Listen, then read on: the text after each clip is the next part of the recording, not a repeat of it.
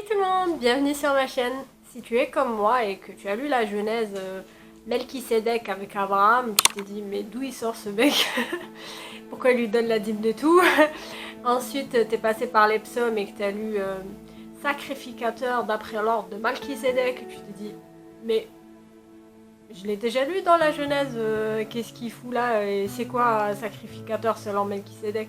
Ensuite tu l'as revu dans le Nouveau Testament, dans Hébreux plus précisément 5, 6 et 7, voire 8, et tu t'es dit encore ce type, mais d'où il sort? J'avais promis que j'allais en parler. Dans cette vidéo, on va parler de Melchisédek et pourquoi Jésus est sacrificateur d'après l'ordre de ce fameux Melchisédek. A tout de suite. Donc cette vidéo va être coupée en deux parties. La partie Melchisédek dans la Genèse et dans les psaumes, et une autre partie Jésus sacrificateur d'après l'ordre de Melchisédek. Melchisédek dans l'Ancien Testament.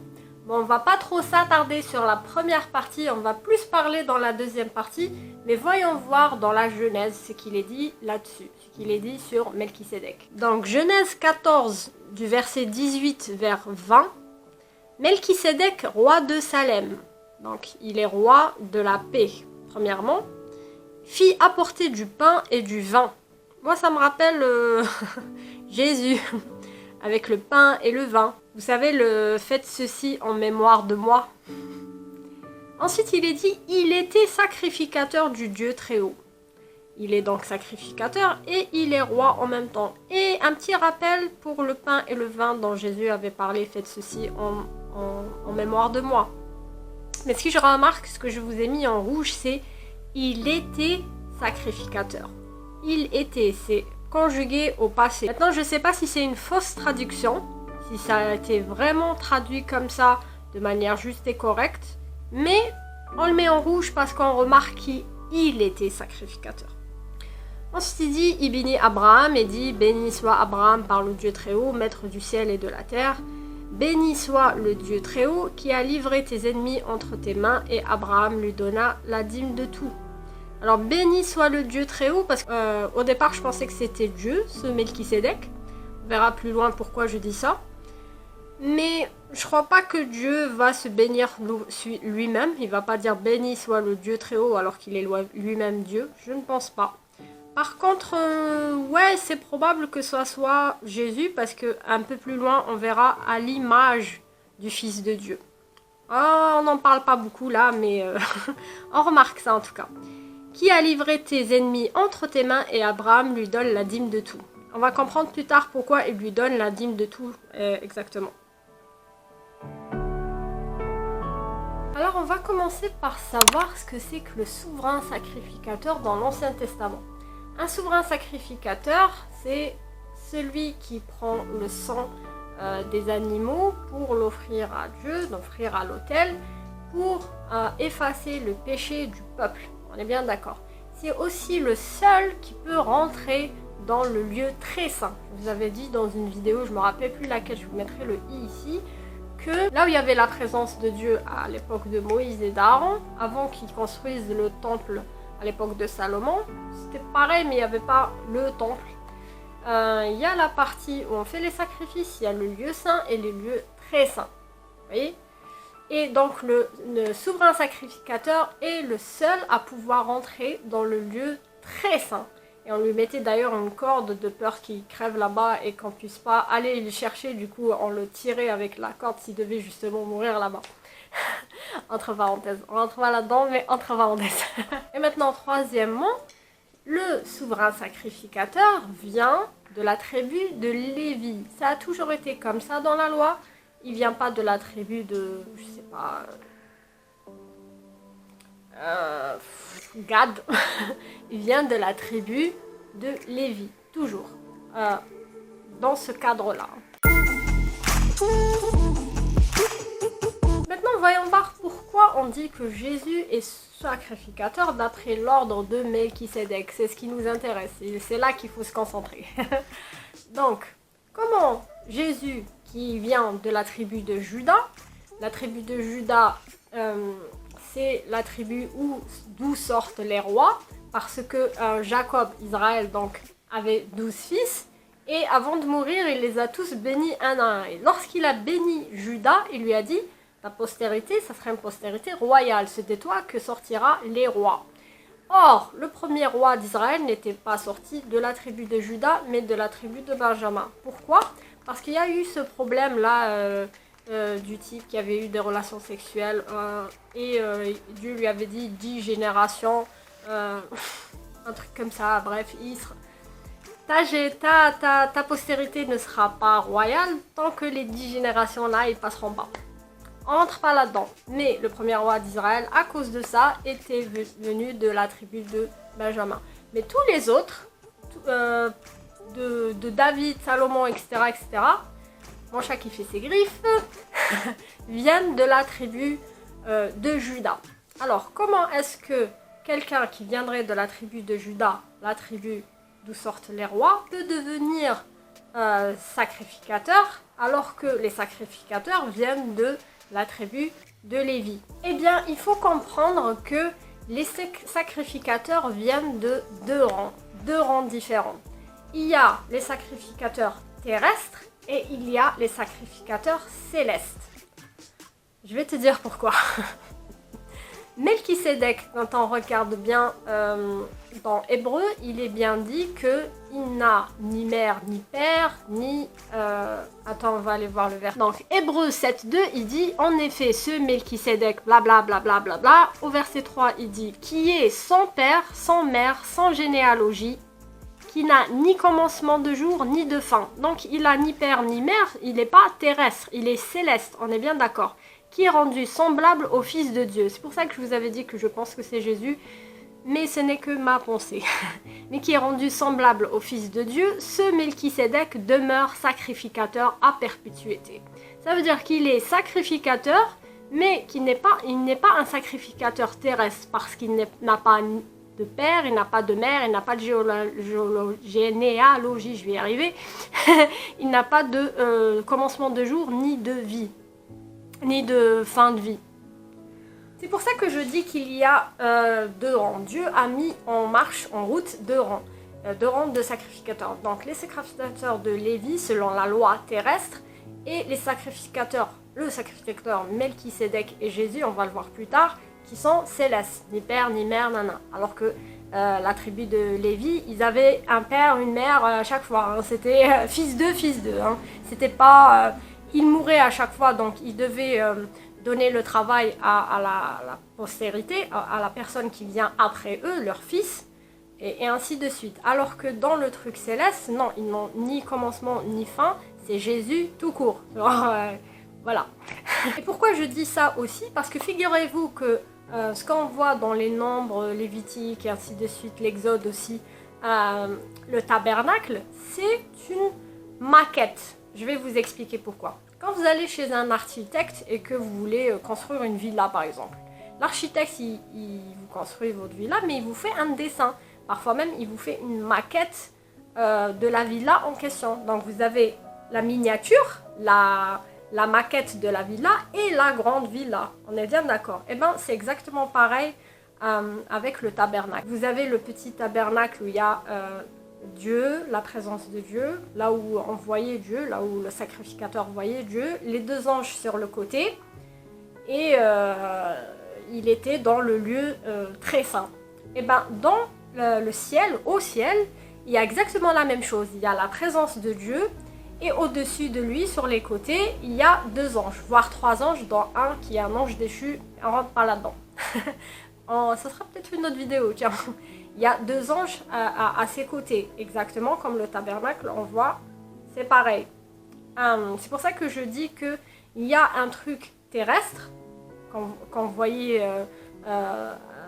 dans le temple, tout ça, et le truc céleste. Pourquoi je dis truc? Parce que j'ai pas assez de vocabulaire. Il y a la version céleste dans les cieux, donc avec la vraie présence de Dieu, Dieu lui-même, avec les anges, les grands anges qui l'entourent, qui sont à sa droite et à sa gauche. voire un troisième, je l'ai dit, je rentre pas là-dedans. La preuve de tout ça, c'est que dans Hébreux 8-7, je crois, il est bien dit que la tribu de Lévi, donc les sacrificateurs, avait comme un certain défaut parce qu'ils mouraient et à chaque fois ils devaient faire un autre sacrificateur, de passer le manche, passer le boulot. Et dans Hébreux 8-5, il est dit, c'est l'ombre des choses célestes. Je souligne bien céleste, c'est l'ombre des choses célestes. Ce n'est plus avec un petit défaut humain, genre parce que les gens meurent, etc., etc. Et de même que les Lévites étaient obligés de sacrifier aussi pour eux, parce qu'ils péchaient eux-mêmes, parce qu'ils étaient humains, alors que l'ombre des choses célestes, il n'y a pas de péché et c'est éternel. De plus, si vous voyez bien le plan que je vous ai mis là, Jésus devient sacrificateur à la manière de Melchisédek par serment. Dieu l'a promis, il l'a fait par serment, ce qu'il n'a pas fait avec les Lévites, avec les sacrificateurs Lévites.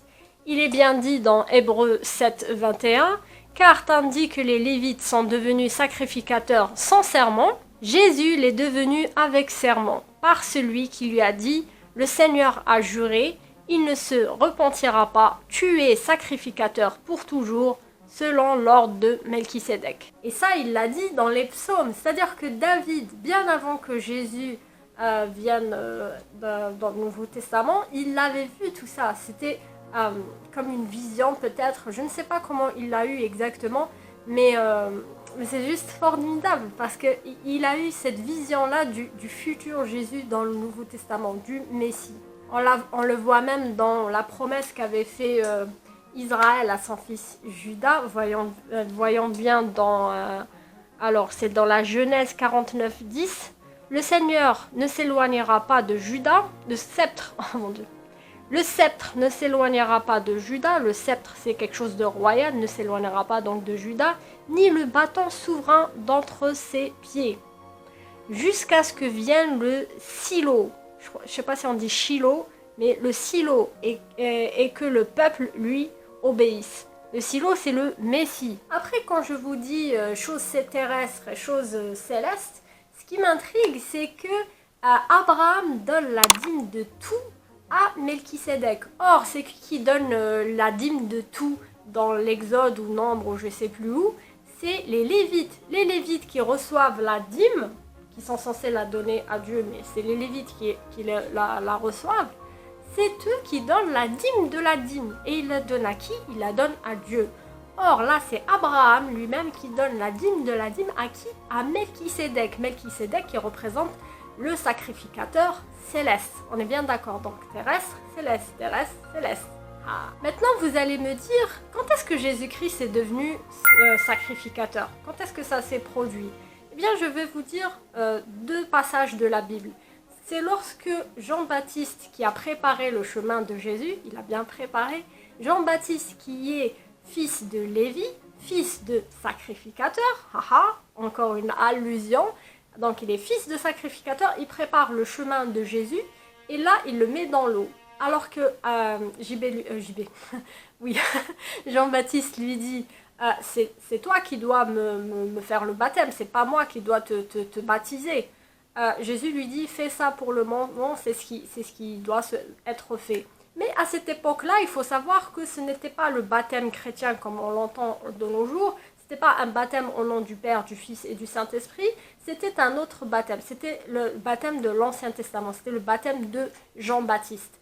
Donc Jean-Baptiste, lui, passe le service sacerdotal, on est bien d'accord. Donc il y a eu un transfert sacerdotal.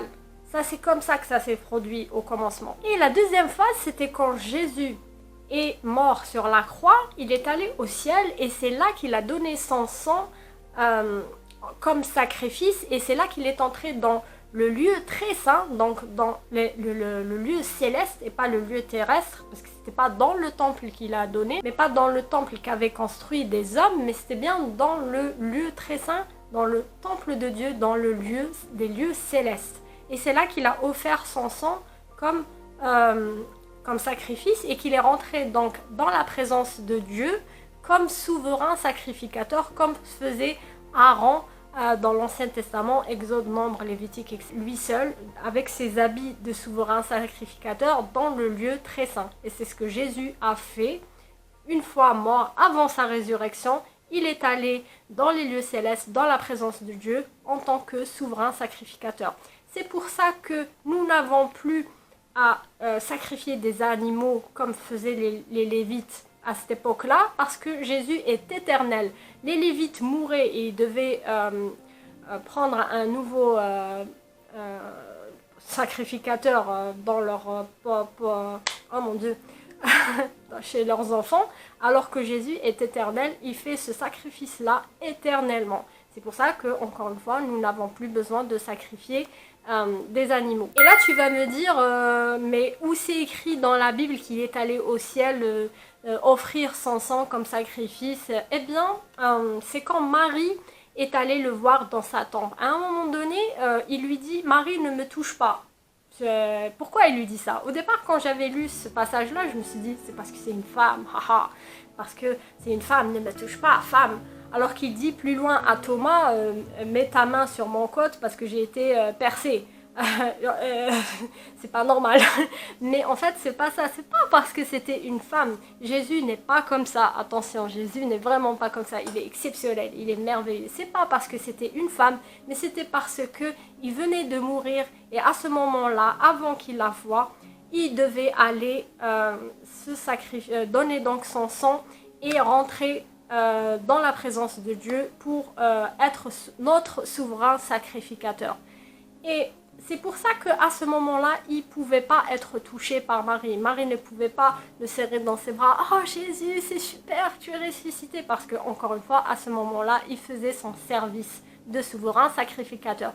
Une fois qu'il l'a fait, il est allé voir les disciples, les 500 personnes ou 500 000 personnes juste après qu'ils l'ont vu après sa résurrection.